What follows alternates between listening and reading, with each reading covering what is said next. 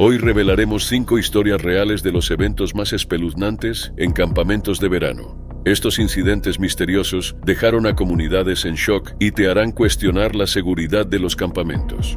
Únete a nosotros mientras profundizamos en los inquietantes detalles de estos casos. El 6 de julio de 2023, en el Smuggler's Notch Resort en Vermont, Tate Holtzman, de 3 años, asistía a su primer día de campamento de verano. Sus padres, Zachary y Jennifer, lo habían inscrito en el programa de campamento de día, esperando que disfrutara de las actividades y hiciera nuevos amigos. La familia vivía cerca, y Zachary incluso trabajaba en el resort, un lugar que todos amaban. Esa tarde soleada, Tate y su grupo del campamento llegaron al parque acuático Notchville del resort, una atracción popular con múltiples piscinas y un área de juegos de agua. Mientras los niños jugaban, Tate cayó y se raspó la rodilla. Los consejeros lo llevaron a una mesa de picnic cerca de la zona de juegos para limpiar su herida. Una vez atendido, le dijeron que se reuniera con los otros niños en la zona de juegos. Al comenzar a caminar de regreso, algo inimaginable sucedió. Pisó lo que parecía ser una tapa plástica en el césped. La tapa, que supuestamente cubría una cisterna de 3.500 galones, se volteó en el aire. Tate desapareció en el oscuro agujero lleno de agua. Los consejeros gritaron pidiendo ayuda, y los salvavidas de las piscinas cercanas corrieron al lugar. El agujero era la entrada a un tanque subterráneo de almacenamiento de agua de 12 pies de largo, 6 de ancho y 6 de profundidad. Los salvavidas y consejeros iniciaron intentos de rescate, sumergiéndose en el tanque para salvar a Tate. La profundidad del tanque y el agua turbulenta hicieron su tarea increíblemente difícil. Los salvavidas solo podían permanecer sumergidos de 15 a 20 segundos, intentando desesperadamente localizar al niño en la oscuridad. Un salvavidas creyó sentir a Tate con el pie, pero no pudo agarrarlo. Cuando alguien trajo una linterna, reveló el pequeño cuerpo inmóvil de Tate flotando en el agua. Lo sacaron y comenzaron la RCP. Los técnicos médicos de emergencia llegaron y tomaron el control, trasladándolo al centro médico de la Universidad de Vermont en Burlington. Zachary y Jennifer recibieron una llamada del resort, informándoles de un accidente que involucraba a su hijo. Corrieron al campamento, siguiendo la ambulancia al hospital, con el corazón lleno de pavor y confusión. 2 días después, a pesar de los mejores esfuerzos del equipo médico, Tate sucumbió a sus heridas. La oficina del médico forense determinó que la causa de su muerte fue ahogamiento y que se trató de un accidente. Los Holtzman quedaron devastados. Tate era su único hijo, un niño lleno de compasión, amabilidad, curiosidad y amor por la aventura. No podían comprender cómo pudo ocurrir una tragedia así. Su dolor fue seguido por preguntas sobre cómo pudo ocurrir este accidente evitable. ¿Por qué la tapa de la cisterna no estaba asegurada con tornillos? ¿Por qué no había señales de peligro? ¿Cómo pudo dejarse un peligro tan evidente sin resolver en un lugar frecuentado por niños? Las investigaciones sobre el incidente comenzaron de inmediato. La Administración de Seguridad y Salud Ocupacional de Vermont realizó una revisión exhaustiva y encontró múltiples violaciones de seguridad en el resort. La tapa, diseñada para ser asegurada con tornillos y marcada con señales de peligro, no estaba ni asegurada ni marcada. Los empleados que trabajaban en el tanque no podían recordar si la tapa alguna vez tuvo tornillos, y el día del incidente se encontró tirada en el césped junto al agujero. BOSHA multó a Smuggler's Notch con $31,000 por 6 violaciones graves de seguridad laboral. Las multas se redujeron posteriormente a $22,000 después de que el resort tomara medidas correctivas, como reemplazar la tapa, agregar señales de peligro y cambiar los procedimientos de los empleados. A pesar de estas acciones, la CEO del resort, Lisa Howe, expresó incertidumbre sobre por qué faltaban los tornillos, diciendo: "Nunca sabremos por qué no estaban los tornillos donde había agujeros para ellos". La Policía Estatal de Vermont también realizó una investigación, pero no se presentaron cargos criminales. El informe policial confirmó que la tapa del tanque nunca fue asegurada como debía, lo que llevó a la caída de Tate y su posterior ahogamiento. Los Holtzman buscaron justicia para su hijo. Contrataron a la abogada de Boston, Jennifer Denker, especialista en demandas por muerte por negligencia. Denker declaró: Esta fue una tragedia evitable causada por un producto increíblemente peligroso, sin ciertas características de seguridad disponibles, y aún más peligroso por su instalación incorrecta y falta de advertencias. Indicó que la familia podría emprender acciones legales contra las partes potencialmente responsables, incluido el fabricante de la tapa de la cisterna. La determinación de los Holtzman para prevenir tragedias similares en otras familias fue fuerte. Comenzaron una petición para reemplazar la zona de juegos del resort con un jardín conmemorativo en honor a Tate. Para el 18 de enero de 2024, la petición había reunido más de 1,000 firmas. Casi 1,000 personas donaron más de $101,000 a la familia a través de una recaudación de fondos en línea. El resort implementó varias mejoras de seguridad después del incidente. La zona de juegos de agua fue cerrada por el resto de la temporada y se instaló una cerca con cerradura alrededor de la cisterna. La tapa de goma fue reemplazada por una de metal pesado que requeriría múltiples personas o maquinaria para levantarla. Debajo de la tapa se instaló una nueva rejilla para evitar que alguien cayera, incluso si la tapa se retiraba. El resort también contrató a una empresa para evaluar posibles peligros de seguridad y recomendar mejoras adicionales. Pero los Holtzman permanecieron vigilantes. Querían asegurarse de que ninguna otra familia tuviera que soportar el dolor de perder a un hijo debido a tanques de agua o sistemas sépticos sin asegurar. Su abogada Denker dijo, quieren asegurarse de que ninguna otra familia esté sujeta a la devastadora pérdida de un hijo debido a tanques de agua o sistemas sépticos sin asegurar.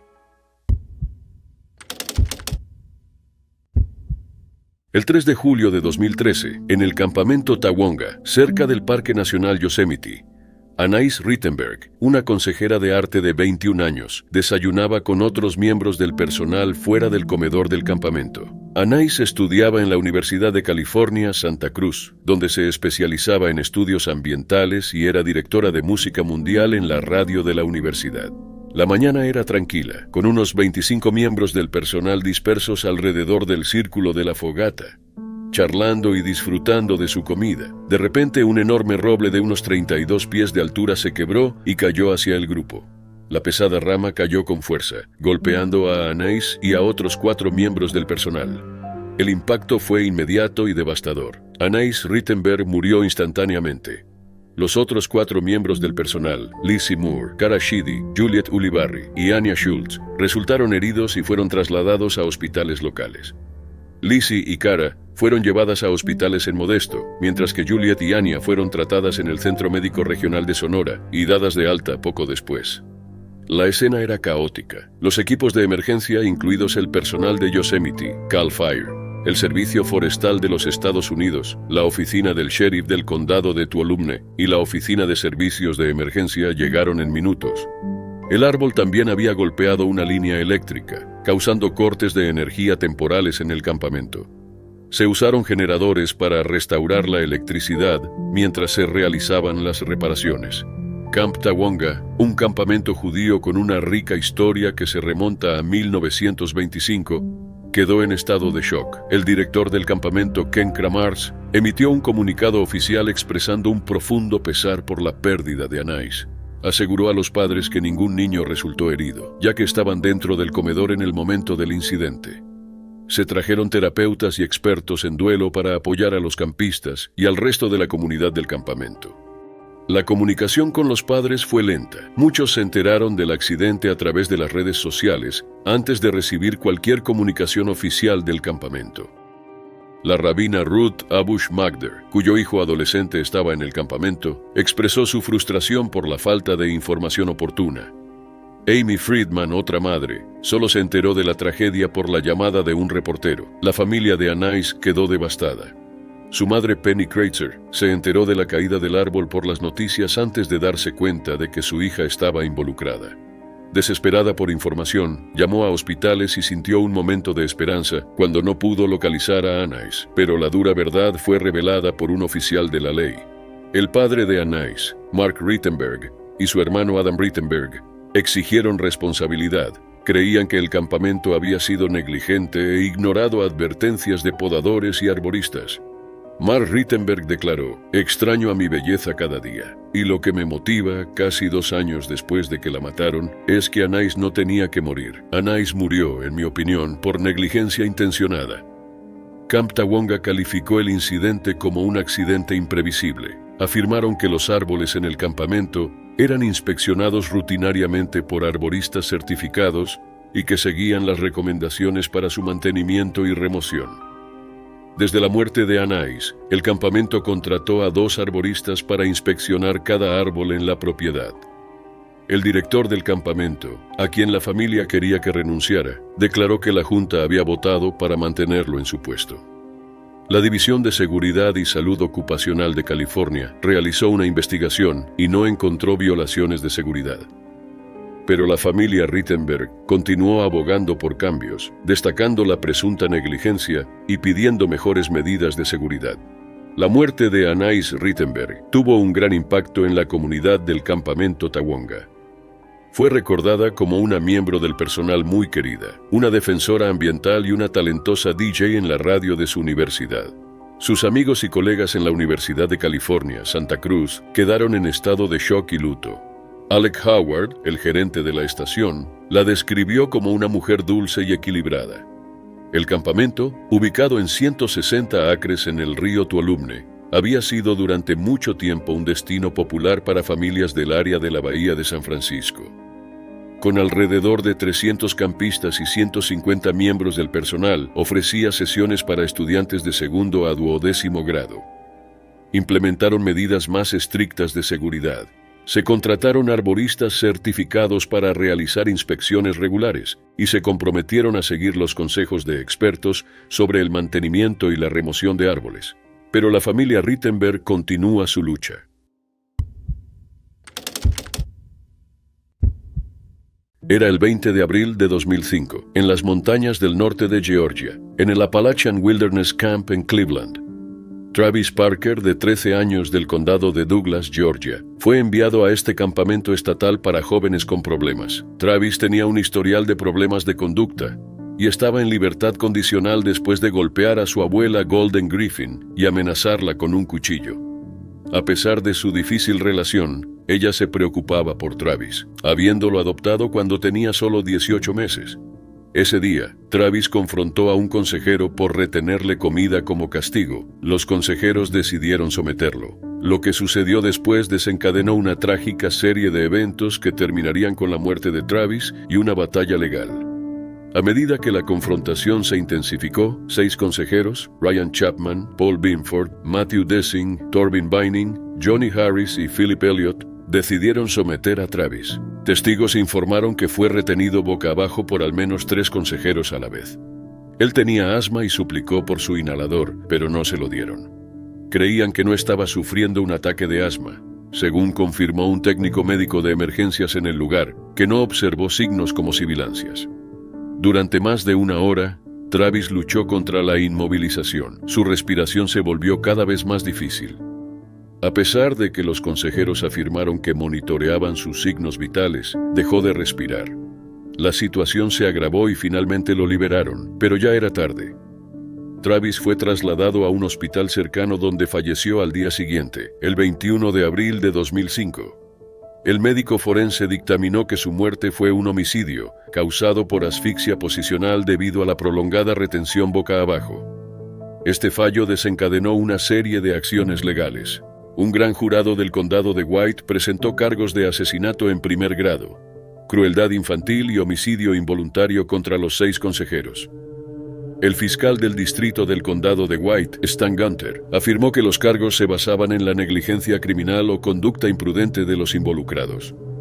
Gwen Skinner, una funcionaria del Departamento de Recursos Humanos de Georgia, que supervisaba el campamento, dijo que los consejeros no estaban siguiendo las reglas o procedimientos de la agencia. No entrenamos al personal para realizar inmovilizaciones boca abajo, enfatizó. Pero la defensa de los consejeros argumentó que estaban siguiendo su entrenamiento. El caso contra los 6 consejeros se convirtió en un punto de debate. La abogada defensora Abby Guest, que representaba a Matthew Dessing, insistió en que los consejeros estaban haciendo lo que fueron entrenados para hacer. Esto claramente no es un caso de consejeros descontrolados, dijo. Los consejeros mantuvieron que actuaron en el mejor interés de los niños con los que trabajaban y que siguieron las pautas proporcionadas. Pero la fiscalía argumentó lo contrario. El fiscal Stan Gunter destacó la naturaleza imprudente de la inmovilización y sus consecuencias mortales. El caso iba a juicio, pero la jueza de la Corte Superior del Condado de White, Lynn Eckley Alderman, desestimó los cargos de asesinato en primer grado, homicidio involuntario y crueldad infantil contra los consejeros. La decisión de la jueza Eckley Alderman se basó en varios factores. El médico forense, Dr. Chris Sperry, testificó que la muerte de Travis se debió a asfixia posicional, resultado de su prolongada resistencia durante la inmovilización. El Dr. Sperry sugirió que si no hubiera luchado tan intensamente, podría no haber muerto. La jueza señaló que inmovilizaciones similares se habían aplicado a Travis en el pasado sin resultados fatales y que los consejeros no podían prever el trágico desenlace. La decisión de la jueza de desestimar los cargos provocó indignación y decepción entre la familia de Travis y sus partidarios. Golden Griffin expresó su frustración y tristeza, afirmando que los responsables de la muerte de su nieto deberían rendir cuentas. El abogado de la familia, Thomas Coffey, enfatizó la necesidad de justicia. En respuesta al incidente, el Departamento de Recursos Humanos de Georgia volvió a capacitar a su personal en el uso adecuado de las inmovilizaciones y revisó sus políticas para asegurar claridad y prevenir futuras tragedias. Gwen Skinner destacó la importancia de asegurarse de que las pautas fueran cristalinas para evitar cualquier confusión sobre cuándo y cómo debían usarse las inmovilizaciones. El 28 de junio de 2019 ocurrió una tragedia en el campamento Summer Kids en Altadena, California. Doug Forbes y Elena Matias dejaron a su hija de 6 años, Roxy Forbes, en el campamento. Era la primera vez que Roxy asistía a un campamento. Les habían asegurado que Roxy, quien era una nadadora principiante, se mantendría en la parte poco profunda de la piscina y no necesitaría un chaleco salvavidas.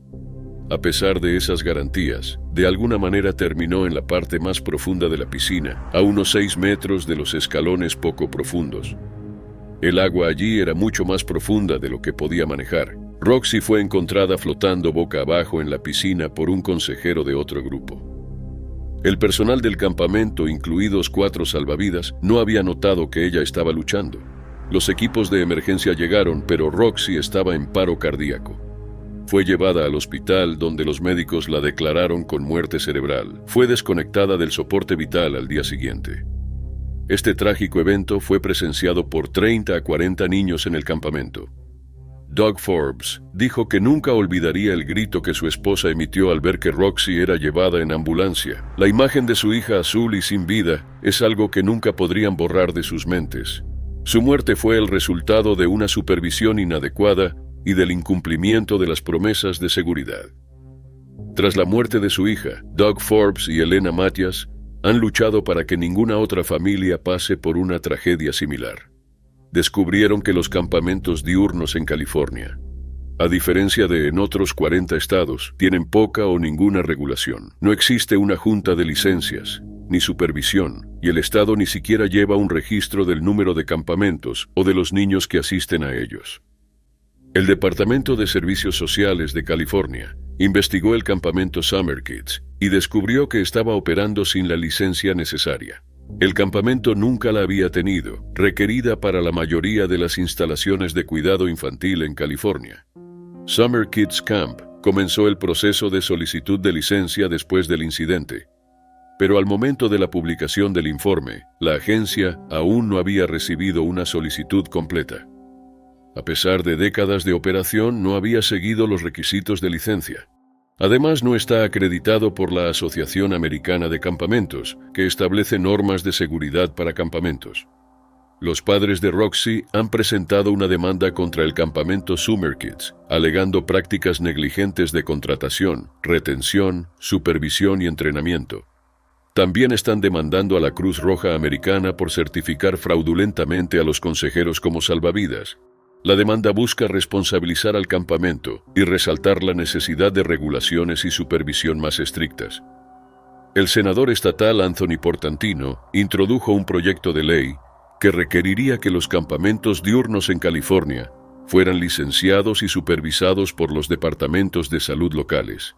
Este proyecto incluye directrices para la capacitación en RCP para salvavidas, verificaciones de antecedentes penales para todos los consejeros y requisitos adecuados de personal. Portantino reconoció que podría haber resistencia debido a las implicaciones financieras de estas regulaciones, pero enfatizó la importancia de prevenir futuras tragedias. Doug Forbes y Elena Matias también han creado la Fundación Meow Meow en honor a Roxy. La fundación se enfoca en la seguridad acuática y en los campamentos. Han lanzado El Deseo de Roxy, Semana de Prevención de Ahogamientos para Niños, y están trabajando para llevar la educación sobre prevención de ahogamientos a las escuelas locales. Su fundación también ofrece clases de natación gratuitas para niños, con el objetivo de hacer que las actividades acuáticas sean más seguras para todos. Los padres de Roxy continúan sufriendo su pérdida, pero han optado por luchar por mejores medidas de seguridad para proteger a otros niños. Esperan que sus esfuerzos eviten que otras familias experimenten el mismo dolor que ellos soportan cada día. El 15 de julio de 2022 ocurrió un incidente en Anderson Island, Washington, que involucró a un niño de 13 años llamado Darrell DJ McCutcheon Jr. Asistía a un campamento de verano organizado por la ciudad de Steilacoom. Los campistas fueron llevados al lago Florence, donde DJ, quien nunca había nadado en aguas abiertas y no llevaba chalecos salvavidas, se ahogó mientras intentaba nadar hacia una plataforma a unos 9 o 12 metros de la orilla. Ese día, un empleado del campamento dejó a DJ y a otros adolescentes sin supervisión en el lago, mientras iba a recoger a otro grupo de niños y a un compañero de trabajo en una estación de ferry cercana. Durante la ausencia del empleado, DJ se hundió y no salió a la superficie durante unos 6 minutos. Eventualmente notaron su angustia e intentaron rescatarlo. Ernest Roberts, un transeúnte, vio a DJ a unos 3 metros bajo el agua, lo sacó a la superficie y comenzó a practicarle RCP. Luego fue trasladado en helicóptero al Hospital Infantil Mary Bridge, donde fue declarado muerto ese mismo día. Los padres de DJ, Tamicia y Darrell McCutcheon Sr. presentaron una demanda por muerte por negligencia contra la ciudad de Steilacoom. Afirmaron que la ciudad fue negligente en la supervisión de su hijo. Los abogados de los McCutcheon argumentaron que el campamento no proporcionó la capacitación adecuada en seguridad acuática y no aseguró que los niños estuvieran supervisados en todo momento, como lo exige el manual de capacitación del personal de la ciudad. El manual indicaba que los campistas debían estar siempre bajo la supervisión del personal durante el horario del programa. La demanda reveló que su madre, Tamicia, había firmado un documento que aceptaba los riesgos, incluidos lesiones o muerte, al participar en actividades cerca del agua. Pero el equipo legal de los McCutcheon argumentó que el documento era un formulario de liberación genérico y no especificaba situaciones en las que los niños serían llevados a aguas abiertas. En respuesta a la demanda, la ciudad de Steilacoom acordó pagar un acuerdo de $15 millones a la familia de DJ en abril de 2023. Esta suma representa más de la mitad del presupuesto anual de la ciudad, que es de $24.5 millones. Se espera que los fondos para el acuerdo provengan del seguro de la ciudad.